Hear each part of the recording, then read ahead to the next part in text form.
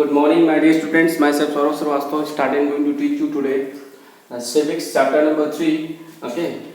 The name of this chapter is our fundamental rights and duties. It means हमारे मौलिक अधिकार और हमारे मौलिक कर्तव्य, इसको हिंदी में कहते हैं our fundamental rights. हमारे fundamental का मतलब मौलिक, हमारे मौलिक अधिकार and duties and हमारे मौलिक कर्तव्य, जिसे हम और फंडामेंटल राइट्स एंड और फंडामेंटल ड्यूटीज भी कह सकते हैं। और आज चैप्टर बहुत ज़्यादा लंबा नहीं है, बहुत शॉर्ट में ही चैप्टर को मैं पढ़ाऊंगा, ठीक है, जिससे आपको समझने में भी आसानी होगी। ओके, तो चलिए शुरू करते हैं। तो फंडामेंटल राइट्स होते क्या हैं, सबसे पहले हम ये जान लेते हैं। तो in India citizen enjoy certain right which give them equality and freedom and protect them from exploitation. हमारे इंडिया में इंडियन सिटीजन्स को हमारे इंडियन कॉन्स्टिट्यूशन ने कई सारे राइट्स प्रोवाइड कर रखे हैं, जिससे वो अपनी इक्वालिटी यानी कि समानता और फ्रीडम यानी कि अपनी स्वतंत्रता को एंजॉय कर सकें किसी भी भेदभाव से यानी कि एक्सप्लॉयटेशन से। These rights are called fundamental rights. इसी को हम क्या कहते हैं, फंडामेंटल राइट्स कहते हैं।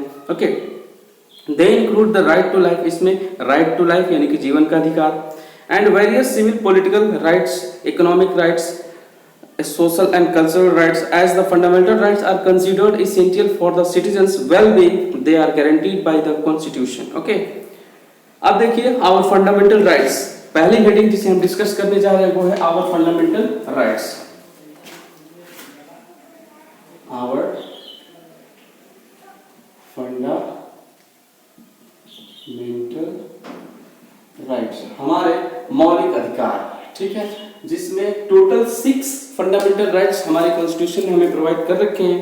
और टोटल 6, जिसमें पहला है राइट टू इक्वालिटी। पहला क्या है, right to equality, right to equality. Second fundamental right known as right to freedom, right to freedom. Okay, third fundamental right is known as right against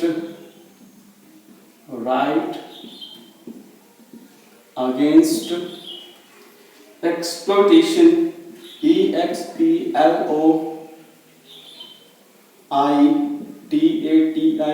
exploitation. Number 4 known as right to freedom of religion, right to freedom of religion, ठीक है। Number 5 है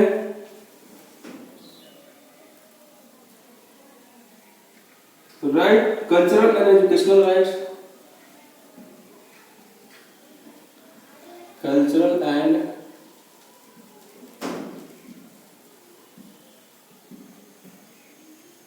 educational rights. और number 6 है right to constitutional remedies, right to constitutional remedies, remedies। और नंबर 7 है right to primary education, right to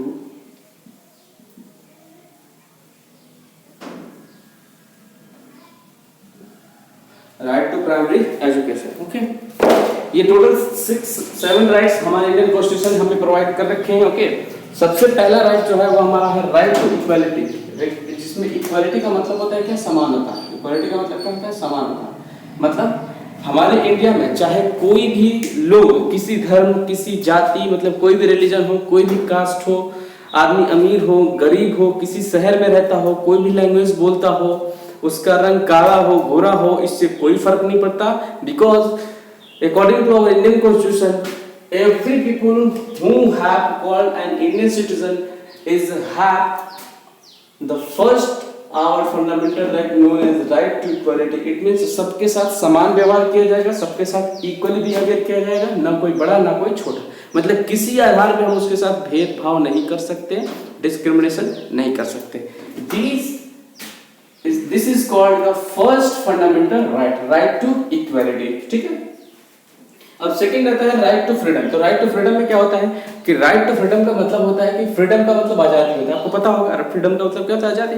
तो right to freedom का मतलब होता है कि हम अपने देश में कहीं भी आ जा सकते हैं, ठीक है, कहीं भी रह सकते हैं, कहीं भी घर बना सकते हैं, ठीक है, बिना किसी भेदभाव के एक राज्य से दूसरे राज्य में हम जा सकते हैं। मतलब हमें हर एक चीज की क्या है, स्वतंत्रता है। हमें बोलने की स्वतंत्रता है, हमें कहीं आने जाने की स्वतंत्रता है, हमें कुछ भी पहनने की स्वतंत्रता है, कुछ भी खाने की स्वतंत्रता है। एवरीथिंग हम क्या है, फ्री है।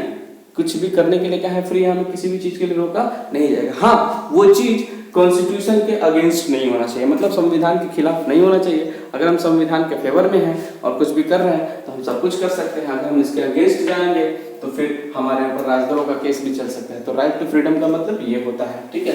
राइट टू फ्रीडम के थ्रू ही जो प्रेस वाले होते हैं, मीडिया वाले जो बहुत ज्यादा बोलते हैं, वो राइट टू फ्रीडम, जिसमें एक आर्टिकल आता है आर्टिकल 19A, जिसमें बोलने की आजादी दी गई है। इसके थ्रू मीडिया वाले को सब कुछ बोलने का अधिकार है और हम लोग भी कुछ भी बोल देते हैं, लेकिन हमको कुछ नहीं होता। क्यों? राइट टू फ्रीडम हमें मिला हुआ है। अगेन नेक्स्ट है राइट अगेंस्ट एक्सप्लॉयटेशन। एक्सप्लॉयटेशन का मतलब होता है भेदभाव। अगर कोई भी पर्सन आपके साथ कास्ट के आधार पे, रिलीजन के आधार पे, रेस के आधार पे, सेक्स के आधार पे, ठीक है, अगर आपसे भेदभाव करता है तो वो क्या है, कॉन्स्टिट्यूशन के हिसाब से उसे दोषी माना जाएगा। और राइट अगेंस्ट एक्सप्लॉयटेशन का वो क्या कर रहा है, कहीं ना कहीं उल्लंघन कर रहा है। अब right to freedom of religion, तो रिलीजन का मतलब आपको पता होगा कि रिलीजन का मतलब क्या होता है, धर्म होता है। तो right to freedom of religion मतलब हमें किसी भी धर्म को चुनने की आजादी है। हम किसी भी धर्म को, हिंदू मुस्लिम सिख ईसाई, अगर हम हिंदू हैं तो मुस्लिम बन सकते हैं, मुस्लिम है तो हिंदू बन सकते हैं, सिख है तो मुस्लिम बन सकते हैं, मुस्लिम है तो सिख बन सकते हैं। किसी भी धर्म को चुनने की हमें क्या है, आजादी है, ठीक है।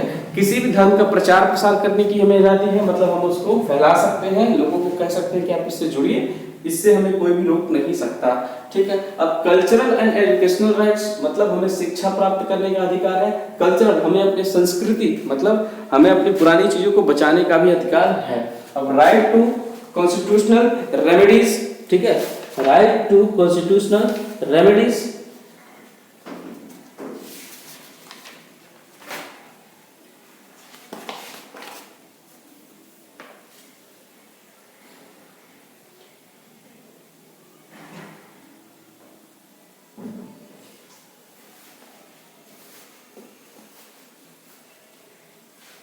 देखिए, राइट टू कॉन्स्टिट्यूशन रेमेडीज का मतलब होता है कि हमारे कॉन्स्टिट्यूशन ने हमें जितने भी फंडामेंटल राइट्स प्रोवाइड कर रखे हैं 1 से लेकर 5 तक, इन सबको प्रोटेक्ट करने का काम कौन करेगा, सुप्रीम कोर्ट ऑफ इंडिया। अगर हमें लगता है कि हमारे ये राइट्स हमसे छीने जा रहे हैं, हमसे छीनने की कोशिश की जा रही है, तो हम इसके खिलाफ सुप्रीम कोर्ट ऑफ इंडिया में डायरेक्टली PIL दाखिल कर सकते हैं, जिसके through supreme court of India इसको डिसीजन में कन्वर्ट करेगी और बताएगी कि कैसे इसका उल्लंघन नहीं हुआ, अगर उल्लंघन हुआ है तो फिर उसकी क्षतिपूर्ति कैसे की जाएगी, ये सारा कुछ बताएगी। वो सब बात समझ में आ रही है। इसको कहते हैं राइट टू कॉन्स्टिट्यूशनल रेमेडीज।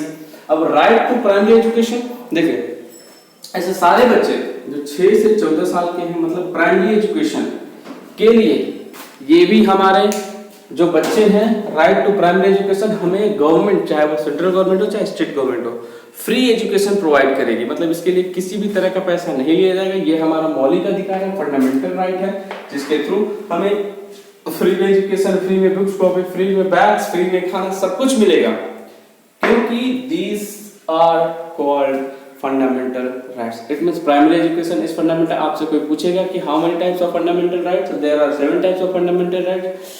तो बताइए कौन कौन से हैं। तो first is right to equality, second is right to freedom, third is right against exploitation, fourth is right to freedom of religion, fifth is cultural and educational rights, fifth, sixth is right to constitutional remedies, seventh is right to primary education. Okay, तो I hope आपको आज की class पसंद आई होगी। तो आज ये chapter बहुत ज़्यादा नहीं था, इसमें इतना ही था, ठीक है ना। तो आई होप आपको समझ में आया होगा। इस चैप्टर के क्वेश्चन आंसर आप लोग कंप्लीट कर लेंगे, ओके। और नहीं तो मैं अगली क्लास में इस चैप्टर के क्वेश्चन आंसर को आपको सेंड कर दूंगा, ओके।